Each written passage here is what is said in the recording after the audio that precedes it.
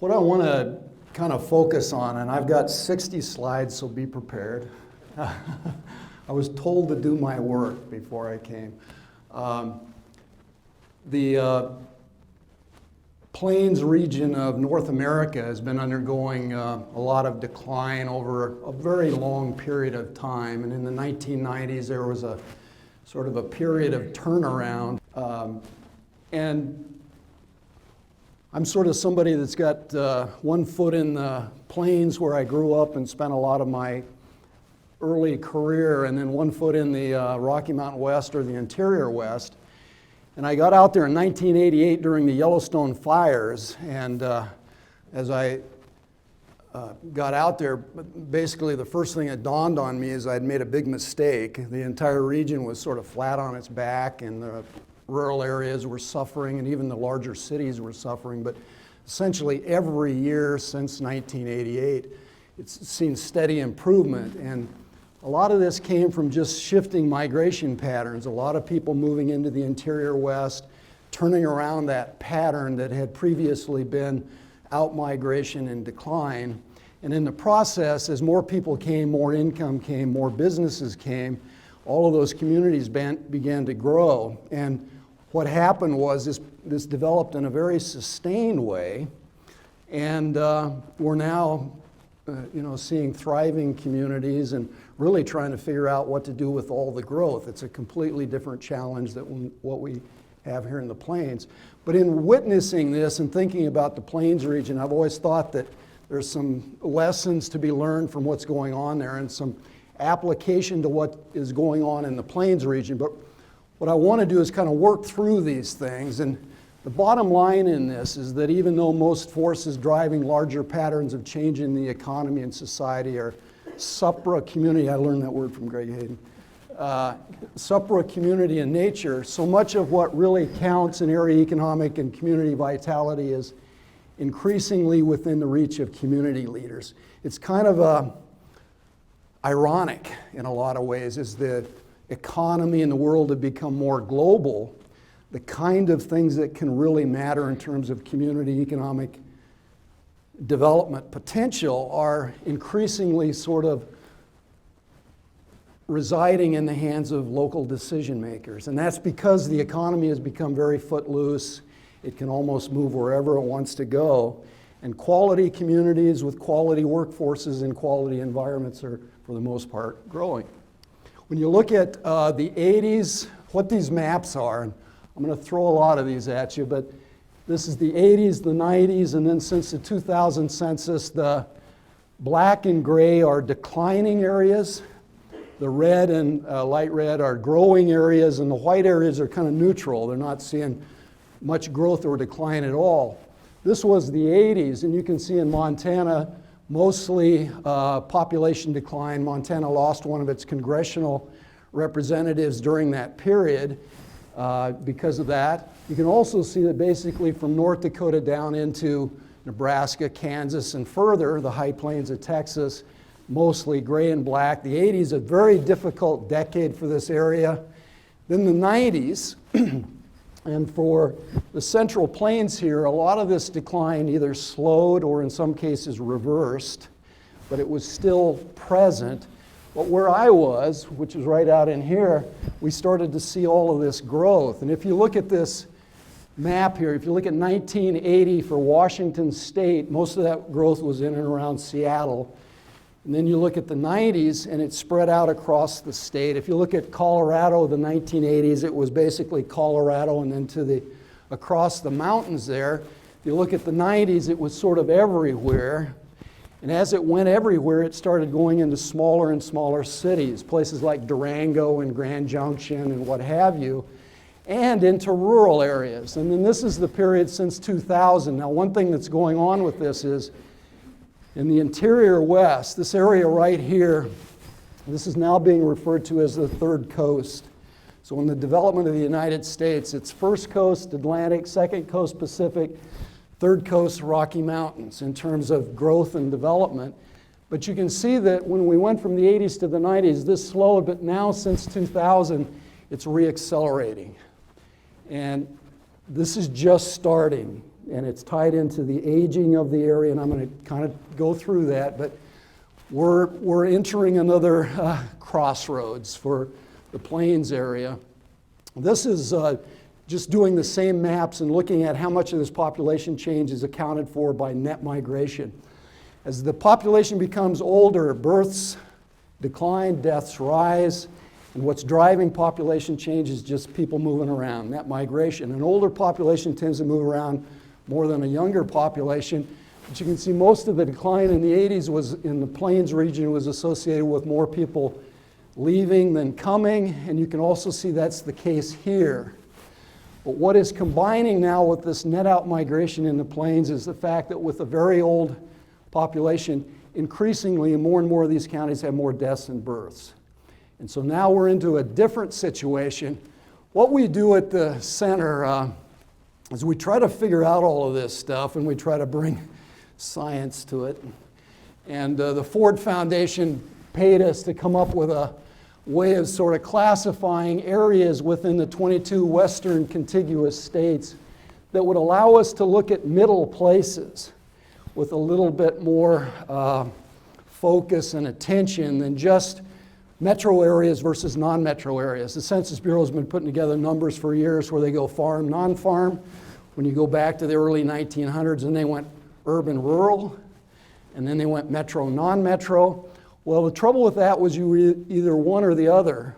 But the reality is there was a whole lot of places sort of in between, sort of middle places. And what this is, and it's color-coded, is these purple, dark purple areas are your biggest cities, major metropolitan areas of 250,000 people or more. The light purple is in the surrounding closely linked areas. Then you move down to second tier metro cores in orange, third tier in blue. Then you get down to these large and small regional population centers. And you're getting increasingly down into smaller cities, many of which aren't designated as metropolitan areas. And then at the very bottom of this urban to rural continuum are isolated rural centers.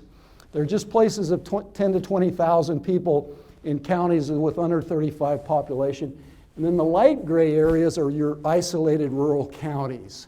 So you have to kind of understand that, but we use this system mainly because we want to understand this change, and we want to understand what's the reality of that change for different kinds of places in the West. And when we pull down on the interior West, where all of this growth is now sweeping across it, the Third Coast area, this is kind of what the urban-rural picture of that looks like. And again, you've got a lot of small cities. These aren't big places. I mean, when I moved to Missoula, it was about 40,000 people. Now it's about 60,000, but a place like Kalispell is about 15,000 people and what have you. This is what the Rocky Mountain West population looked like, the biggest: Denver, Salt Lake, Colorado Springs. Then you get down to a lot of these middle and smaller cities, all the way down to a place like Rock Springs, Wyoming. Now, these are still cities, but they're small cities. And a lot of these small cities haven't been studied carefully, and the relationships between those small cities and their surrounding areas haven't really been studied carefully. One of the things the Ford Foundation was interested in was knitting together these subregions so that you could begin to explain to rural communities and small cities their interdependencies, the fact that you had to have urban-rural partnerships before you were really going to get anywhere, either with small cities or rural areas in these outlying places. This is what growth looked like in the 90s, very fast. The first thing to grab about this is that when we went from the 80s to the 90s, the blue bars to the red bars, you can see how growth swept across all of those places, every one of them growing substantially more than previously, all the way up and down. But a lot of small cities, city growth here. St. George, Utah, the very fastest. Boise, but you get down to a place like Bozeman, which is about, at the time here, was about 20,000 people, 25,000 people. And you work your way down to a place like Kalispell. So essentially, I sort of sat and watched this and tried to understand it. And again, I'm going to extend this experience into what we've got here. Here's what happened then to income that followed right along with this people movement. And a lot of that growth, again, was brought on by net migration. And here's how much net migration occurred in this sort of mountain region, 5-state area. When we went from the 80s to the 90s, the blues to the reds, this is just net migration. It only took, several hundreds of thousands of people to make all of this change happen. It's not millions of people, and we're a country of 300 million people now, so a fraction of the population decide to make certain locational choices as to where they're going to live or where they're going to do business in sparsely populated areas has a huge impact. But still, most of that went into cities, and they're linked areas, and these are cities of all sizes, but it also turned around the pattern of decline that was occurring outside of those city regions in those smaller areas.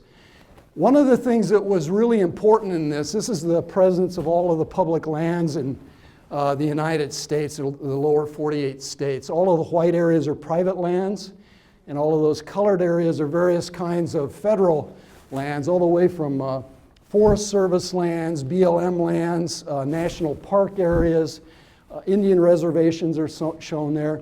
But what was happening was where a lot of this growth was occurring in those white areas, it was in the creases and in the valley floors and in between all of these big landscapes, whether it was BLM or national forest or parks. And this growth was really all about amenities. It was coming to those places because people wanted to be nearby these huge, relatively natural landscapes. These are park areas. In our office there, we do a lot of analysis where we use GIS, and you just geolocate areas nearby certain kinds of lands, and then you pull up all the numbers and you try to identify what their growth patterns look like. But and now we're starting to get complicated, but what this is from the left to the right on this is population change for small metros. And here we're just talking about the blues, greens, and yellows. We're jumping down below the biggest cities. Regional centers and isolated rural areas in the western United States, stratified from left to right based on their proximity to National Park Service lands and Forest Service lands. Forest Service and BLM lands only, and no public lands on the right.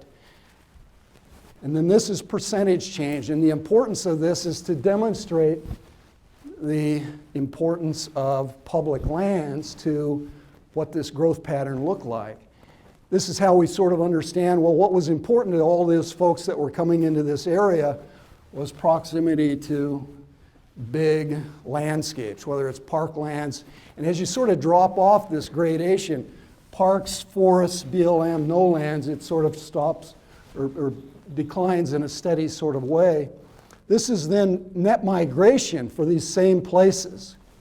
So that as you move away from the parklands, forest lands, BLM lands, no lands, this is what population change by net migration looked like in the 80s, the 90s. You can see the 90s still turned around everything all the way across the board, but you can also see that since 2000, we've slipped back into negative territory. And this is out in the mountains. So, we're going to get to the plains here in a minute and how this is working. This is employment growth. So in other words, you've got an amenity-based migration pattern that has brought all of this increased employment across the board and all of this income growth across the board. So, it's quite dramatic what's going on. What it's about is we've got a much more footloose economy. The economy is able to move around much more easily. Tremendous advances in information technology, radical advances in communication infrastructure, the emergence of a service-based economy, which a lot of people don't understand well enough to know how to take advantage of it. Employment growth concentrated in small business. Basically, big business has been downsizing for about 20 years, pushing all of the employment growth into small business, which tends to be more geographically dispersed. Further, combined with an aging of the U.S. population and rapid increases in your non-labor and more mobile sources of income, have redesigned the modern workplace, but they've also reorganized the geography of economic activity. That's a mouthful, and I got to catch my breath. But the geography of economic activity is now a moving target. All the old books have got to be thrown away. And it's reinventing itself, and that presents an opportunity for a lot of areas that have been locked into a spiral of rural decline for a very long time, if they understand it. The old economy encouraged urbanization and suburbanization. The new economy increasingly encourages growth to occur mostly in places where people want to live, almost that simple. They can go almost wherever they want to go. And we're not talking about millions of people. We only need tens of thousands to completely transform what the situation is. But many mid-sized cities and outlying non-metro areas, particularly ones with attractive communities, with high-quality environments, have become very fast-growing. And many smaller and more rural communities nearby these are also sharing in this growth. When we look at the age demographic piece of this, this is the 5-state Rockies. The 1990 population from under 1 up to age 84, youngest to oldest. Here's your 90s, and then 10 years later are the red bars, counting everybody up in the population. And in effect, this is where the growth was. Basically, people from their late 30s to late 50s, it's just classic baby boomers.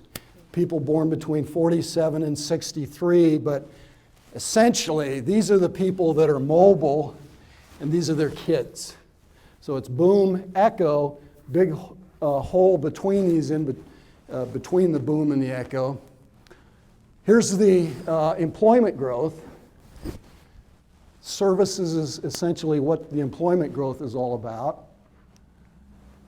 The aging of the population, when you sort of map it, here's 80, 90, and 2004. Every black area has 22% or more of its population that's 65 and older. The gray areas, it's 17 to 22%. The yellow areas are young areas, less than 12% of their population 65 and older. So there's 1980. Now you see the gray down the center part of the country, and that's associated with the outmigration that's occurred for a very long time. Young families, young adults leaving, a more rapid aging process. But here, look at 10 years later, and this is 15 years ago, and here's 2004. Now, when we put this map up after the 2010 census, it's going to be really black and gray. This is happening very, very quickly, and my biggest fear, and the reason why we're into a critical zone now with the Plains region, is while we've got these new energies in rural and non-metropolitan area growth that are sort of spreading around, and they moved into the interior west area, and maybe waiting to see if some of this could transfer itself into some of these rural areas of the Great Plains.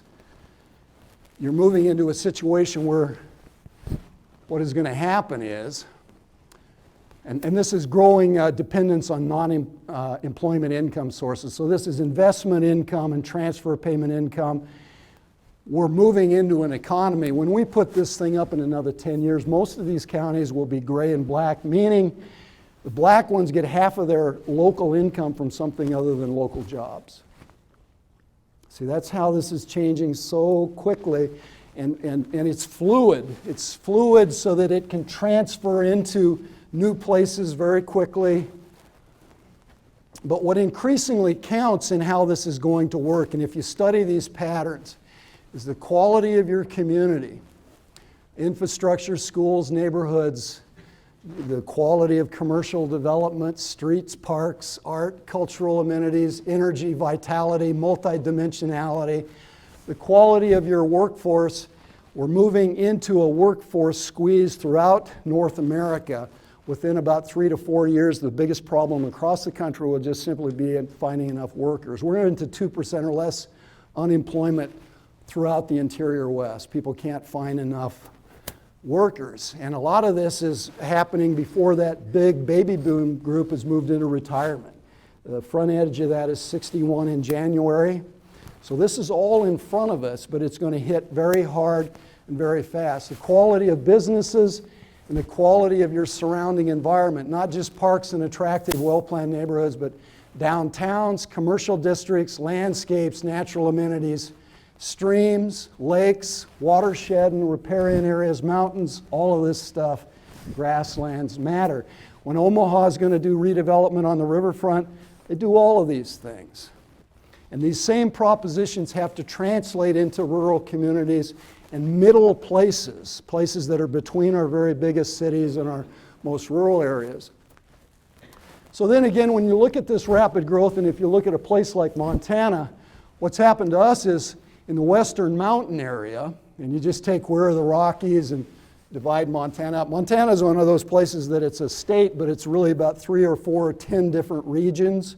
So it's very dysfunctional from a state standpoint. Here's how population change looks like. These are the mountain counties. This is all in Billings, and then this is the rest of the state as you go out east. But it's also about small cities.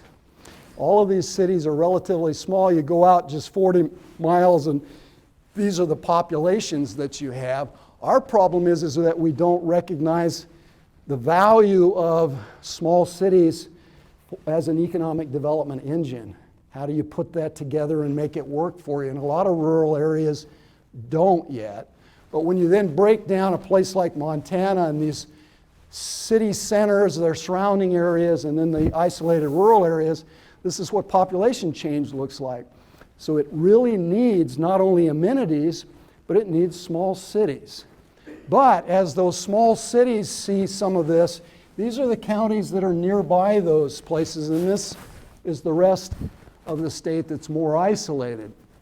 We go back to this. Now let's talk about the Plains region, this area right here.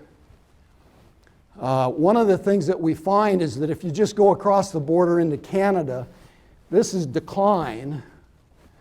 You just take that black and gray area across the border here, and it extends right into Canada in very much the same way.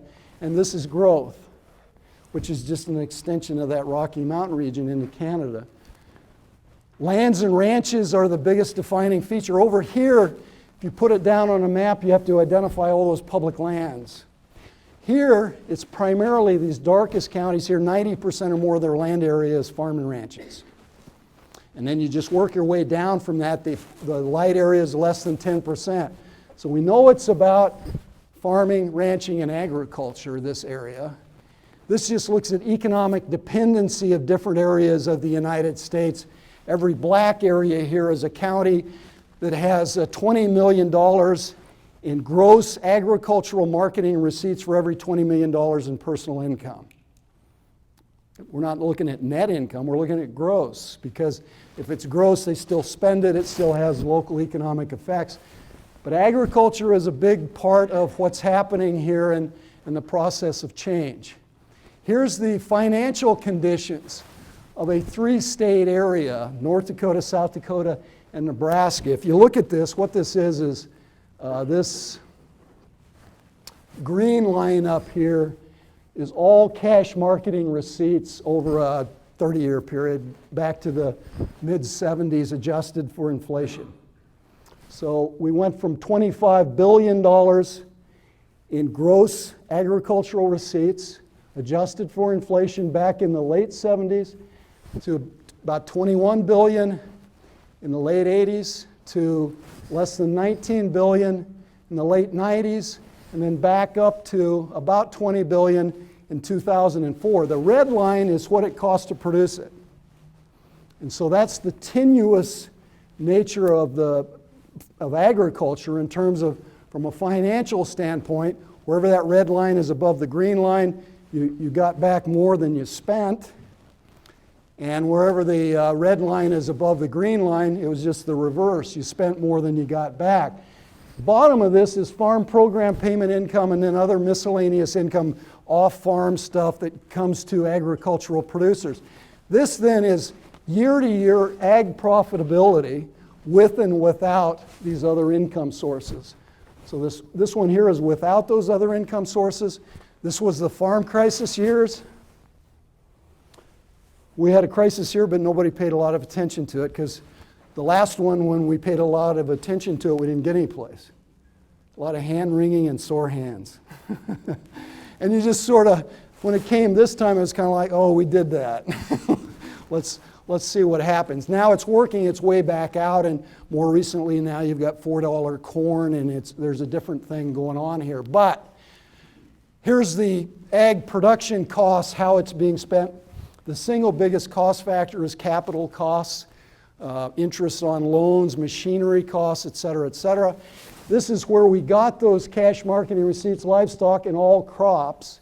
So most of the decline there has been livestock, from 16 billion to less than 12 to about 11. Crops have kind of held in all the way across there. So that's the three-state area. And then here's Nebraska. Here was the farm crisis years. The thing about agriculture, particularly commodity-based agriculture, almost everywhere you look, it's the same financials. Tenuous, unstable, difficult, in and out of good times. Farmers are trying to survive these years, to get to these years, only to go back into these years, those kind of situations. But over time, that treadmill just wears out people, and it's led to a spiral of decline in some of these areas. I asked the computer one day, I've been looking around for profitable agriculture, and I'm having a hard time finding it. So I just said, computer, give me green counties that the green line was above the red line in the mid-70s. And all of those green areas were profitable, and all the red areas spent more than they got back. This was the mid-'80s, farm crisis years. This was the mid-'90s, and then this was 2004. And at the time, that was the latest data that I had. We didn't have a county in Montana that got back from what they sold as much as what they spent. So you can't operate agriculture that way. And what it is, it's just an attrition process, and we know what that's about in the Plains area. And I also asked the computer, tell me where agriculture is particularly profitable. So the darkest green areas are where ag cash receipts are at least 15% or more above production costs.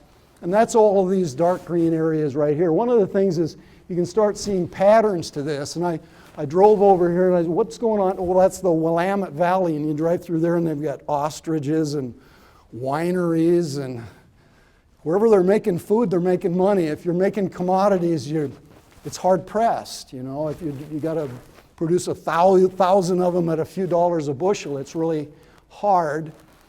These are areas that depend on those government farm programs the most for profitability. So the darkest areas there, government farm payments as a share of cash marketing receipts are 20% or more.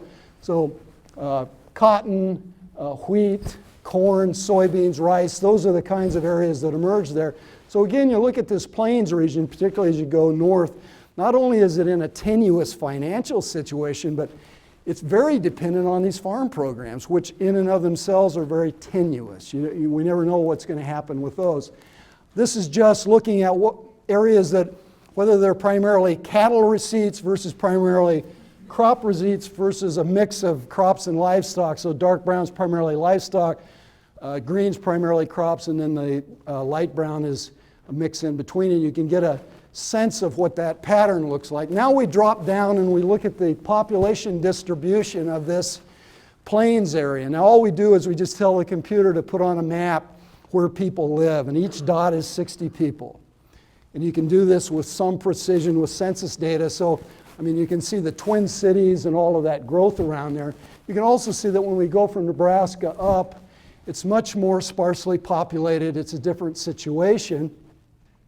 And when we drop the Reed system down on this and just classify all of these places by what kind of cities, and essentially then the purple areas are your larger cities, the surrounding areas. Second tier, a place like Lincoln and surrounding counties, and then we work our way down into middle places, these smaller places, their surrounding areas, and then an awful lot of these gray areas, okay? And so then we ask, well, what's happening here in terms of the patterns? Here's the distribution of that region population-wise. So your biggest cities have 3.3 million out of the total population, and those isolated rural areas, you're down to a much smaller number than that, but you can see the distribution of population as you work your way across. These are then the population shares over time. Again, we're going from most urban to most rural when we do this. Here's what the growth looks like, though. So when we went into that interior west area and we're looking at the role of amenities and also urban-rural characteristics in directing growth, here you can see that when we went from the 80s to the 90s and then post-2000, these are the patterns we've got. You can see all of the outmigration. These blue charts or blue bars are all of the outmigration that was going on in the 1980s, almost across the board there. You can see the 1990s when we started to have a little bit of a turnaround in these population trends, and it slowed the outmigration in a lot of these rural areas. But you can also see that since 2000, we're going back south. And it's going south hard, and it's going to pick up steam. This is just looking at blue places, green places, yellow places, gray places. In other words, we're channeling on down to the more rural areas, small cities, really small cities, and then rural areas, and isolated rural areas right here. And now looking at 5-year periods. So you see that when we were in the early 80s, late 80s, early 90s were a period of turnaround, but you can see 95 to 2000 and then 2000 to 2005, we're starting to head pretty hard in a negative direction, okay? This is median age of the population over time. So we get over to these most rural places of the Great Plains. They're now, most of them, about 41, median age at the time of the 2000 census, which means by 2010, you're going to have increasingly counties that are pushing 50 years of age median. That's where you line everybody up, youngest to oldest, go to the middle of the line. You're going to start seeing median ages approaching 50 by this next time around. This now is what the Census Bureau is projecting for North Dakota, South Dakota, and Nebraska. This is the 95 to 2000, 2000 to 05, 05 to 2010, 5 years after that, 5 years, 5 years. Now, why are they projecting this? Because they know what the pattern is. They know the hand that has been dealt, and they know what the cards are. And this is how and they're not idiots. Sometimes we can blame it on that, but in this case we can't. What they're projecting into this is this fairly rapid aging process. This is median ages over time. 1980, the black counties up there were median ages of 41 or higher. The green was 30 or less. So there's 80, there's 90. See how this is exploding? See, it's happening fast. And we can't catch up with it unless we really work at it. And then once you catch up with it, it doesn't mean that you know what to do with it, but you're in a better position if you understand what this change looks like and is about to look like than if you are not knowing it, not understanding it. But this is dramatic, but you can also see that throughout this interior area, it's quite a phenomena. This is just the 65 and older population. So the blackest area is 20% or more is 65 and older. And when we put that up by 2010, most of this area is going to be black, meaning that 20% and more of the population will be 65 and older. As a matter of fact, and then here's falling birth rates, rising death rates. So 80s, 90s, the yellow areas have more births than deaths. The gray areas are where deaths are 90 to 100% of births, and the black areas are where deaths exceed births. So the translation of this is, now while the 80s were a very difficult time in the Plains area, you still had most of your counties where you were having more babies than deaths. This is the 90s. This is the latest data. And when we put these numbers up in 10 years, that entire area will be black. So this will be the first time in our history, because we're a young country. You have to go to places in Europe with very old populations to find these kind of dynamics at work. We're not prepared for it at all. We haven't translated it. These are places that are bucking all of those trends, where They're actually having sizable increases, the darkest green areas, in their population 25 to 39. So why is 25 to 39 so important? It's young adults, it's young families, it's school enrollment regeneration, it's young workers to replace retiring workers, it's all of those things. I've got 2 young sons, and they were asking me one day, where are the people my age going? And I said, okay, I'll find out. I'll go ask the computer. This is where they're going. So you start looking at these places. Well, where do young people go? And why do they emerge like that? What you'll see in this pattern, though, is a lot of small cities. We don't have to be Chicago or Los Angeles or Seattle. And see, this pattern is still transitioning, is the point of it. In other words, it's still moving in such a way that smaller and smaller cities can be part of the pattern of change, whereby they don't have to be caught up in a permanent cycle and spiral of decline. This is per capita income across those areas, from the biggest cities to the most rural areas. And again, it just differentiates itself right across the board, from the most urban to the most rural. And this is median family income, also looking at it across time. But a lot of this stuff is just very straightforward and systematic. It's locked up in the process of change. This is then looking at the biggest cities and the most rural areas in terms of the farm income. In other words, what this does is look at how much farm income there is distributed in this region by type of county. And this is gross ag marketing receipts for every $20 million in total personal income. So we go from the big cities that have no dependence on agriculture, at least wise measured this way, to the most isolated areas. And in the most isolated areas across that plain, the norm was in 1980 about $19 million in gross ag receipts for every $20 million in personal income. 1990, that had fallen to less than 12 million. In 2004, it's down here, meaning that as we're moving through time here, every part of the plains is becoming less dependent on the cycles of farm instability. I mean, so there's a positive to that. You don't have to be pulled down the same way you have been in the past just by the ups and downs of the farm economy. But how quick are we going to get there? See, in the midst of the aging pattern. So we go back, we look at the 3 states of North Dakota, South Dakota, and Nebraska. And what I've done in here is I've just put a star on every incorporated place of 5 to 20,000 people, and a circle of every place of 20 to 50,000, and then on up. We have a lot of these small places.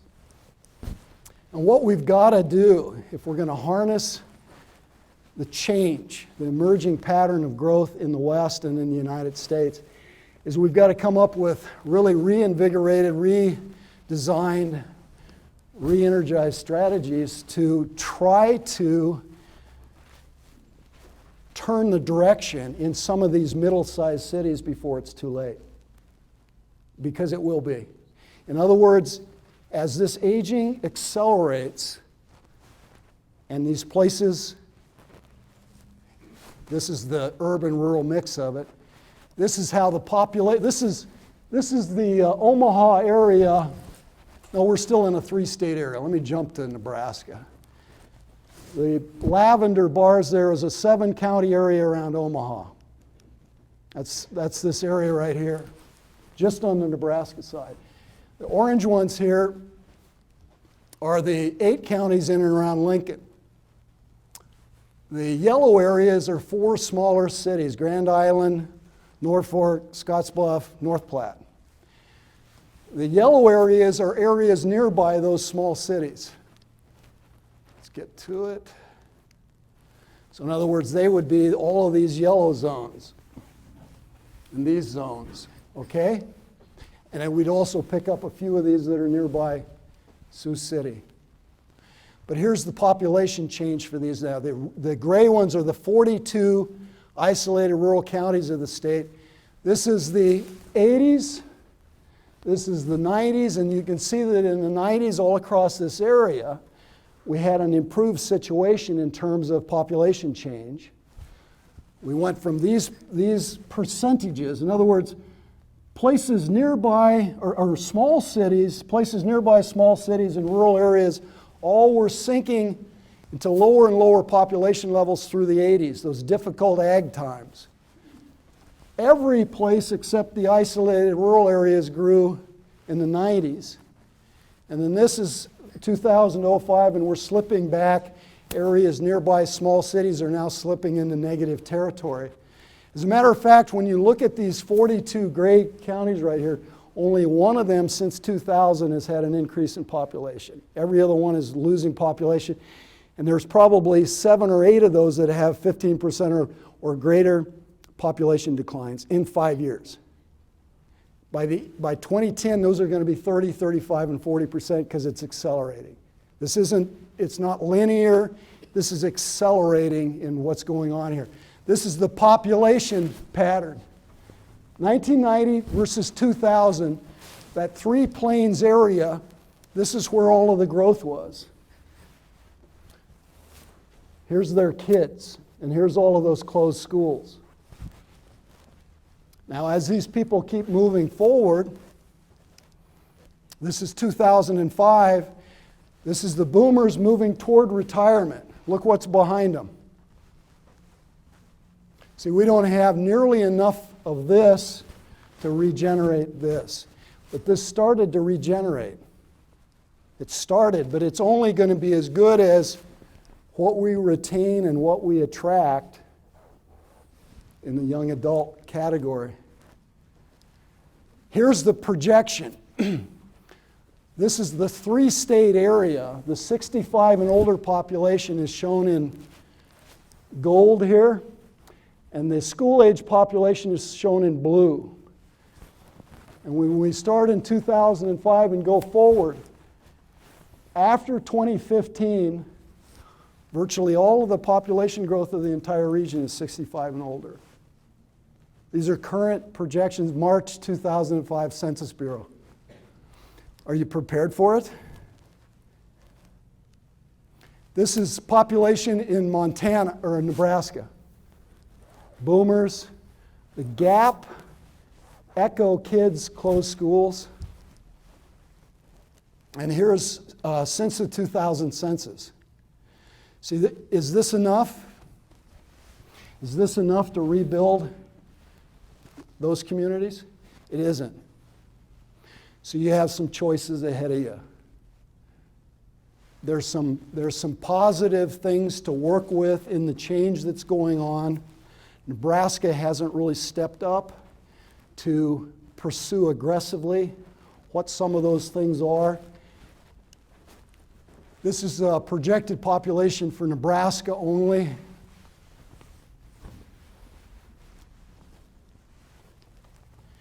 And again, we go back to the projections, statewide growth. Is any of this declining growth for Nebraska going to translate into the Omaha and surrounding area? I doubt it. How much of it's going to translate into Lincoln, surrounding area? I don't think that's going to decline. Where's it going to translate into? It's all the rest of the state. So we're at this point where, what do we do? How do we get our hands around this? Does it matter? And see, I always get asked that question, do we care? I don't know. I don't know if we care or not. But what we have to do, if we're intelligent human beings, we've got to become learning communities. Successful businesses are adaptive businesses. The same thing is going to be true of communities. Success requires adaptation, and adaptation requires organized, sustained learning at the community level. Most places don't have community learning. We elect officials. They run our schools, our counties, our cities. How much learning do we have at the community level? Not very much. We have to think about community and regional positioning. You can't reinvent yourself economically, but what you can do is reposition yourself for where the economy is going. You try to get 5 years out. What do we have to do to do as best we can with the change that's in front of us? Economic development is more than business development. If you have a place that thinks it's about business development, you're not going to get there. It's about things like infrastructure, housing, workforce development, education more generally, and area quality of life. That's what's driving larger patterns. We have to have very customized strategies. State level economic development really doesn't work. It's got to be place-based with state tools. We've got to anticipate these changing area age shifts, and we have to adjust ourselves from a housing, workforce, healthcare, schools, and all aspects of community development. Workforce quality really matters. Look at where you are. The boomers move into retirement. What do you have behind them? A valley. What's behind that valley? How many 20 and 30-year-olds you're going to retain? What's behind them? A valley. You see, I mean, it's moving pretty quickly. Urban-rural relations really matter.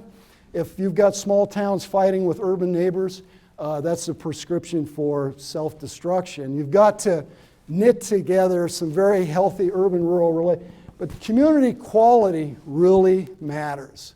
The quality of these places as the economy becomes much more footloose. We have to recognize that the quality of your community matters in how you may grow and prosper. You have to invest in community livability. You have to protect and enhance important area environmental qualities that make an area an attractive place to live and work.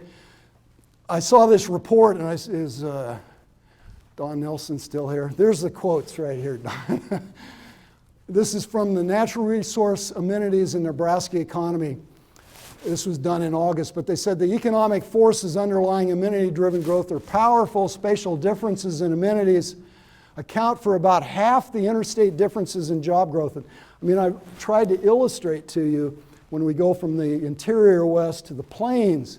Essentially, we're talking about this first wave of amenity-driven growth. We're just starting this. The economy is going to keep moving around more and more freely as we go forward, but all of our attention has been really on mountains, ocean, beaches, and those kind of things, absent in Nebraska, raising the possibility that it lacks what is needed to have any hope of using natural resource amenities to generate jobs, income. Evidence indicates, however, Nebraska has its own distinctive style of amenities, and to the extent that people perceive Nebraska's natural resources to be degraded and difficult to reach, these resources are likely to exert a negative and not a positive influence. If we're going into the next 20 years with this perception, we're in a lot of trouble. But here's where we are, and I endorse this completely, and Nebraskans act more aggressively to capitalize on their natural resource amenities. I mean, really rediscover them and come at this fairly aggressively. The economic forces underlying amenity-driven growth are likely to work at the state's disadvantage. So, along with the aging process, unless you work this in a very intentional way into the mix on a community level area basis, I don't think you're going to get there. You're going to have to play those cards out, and the cards have been dealt. Here's the two things I would suggest.